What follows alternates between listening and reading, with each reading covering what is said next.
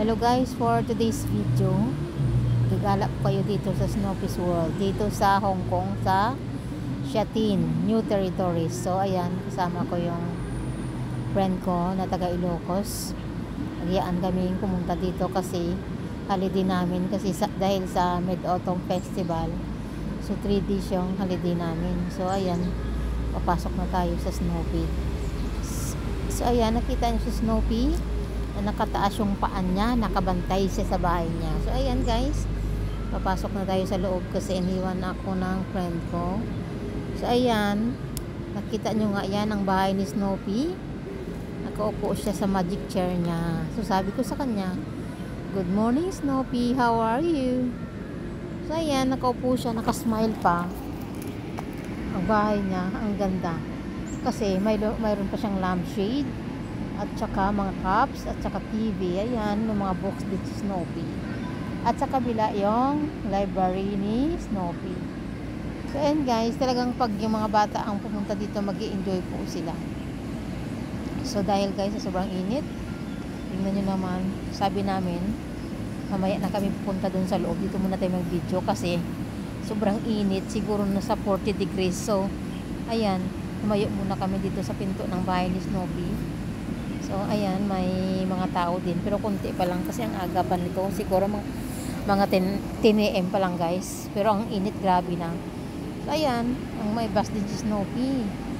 In fairness, may tubig din dyan, malinis din. So ayan, nakita niyo yung ano niya, yung parang stage niya, stage ba yan tawag dyan?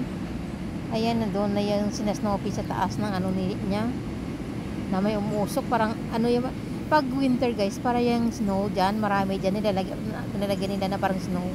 Pero ngayon kasi summer, parang usok lang ang lumalabas dyan.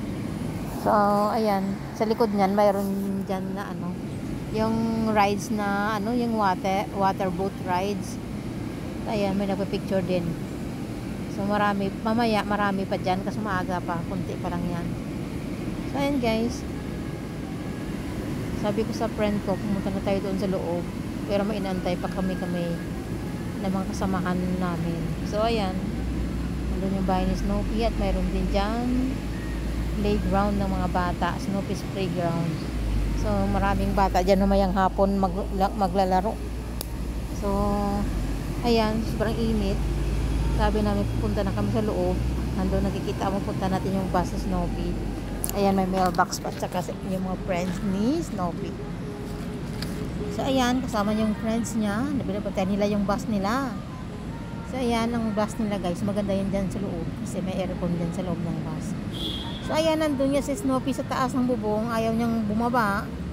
So ayan, meron siyang mga information na ano, babasahin dyan. Pwede kang magbasa kung gusto mo. So ayan guys, yan ang entrance dyan, pasok sa Snoopy's World. So ayan, papakita ko sa inyo, syempre yung kumpletong friends ni Snoopy and friends. So ayan guys, kumpleto sila dyan.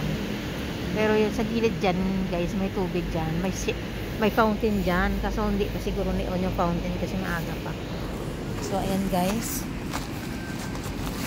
nag-enjoy din mga friends Snoopy, no? So ayan, yung bus nandoon, yung friend ko niwan na ako, busy ako sa bablog.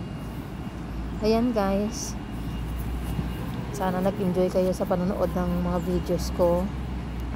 Huwag nyo kalimutan i-like, mag-react, mag-share at mag-comment guys.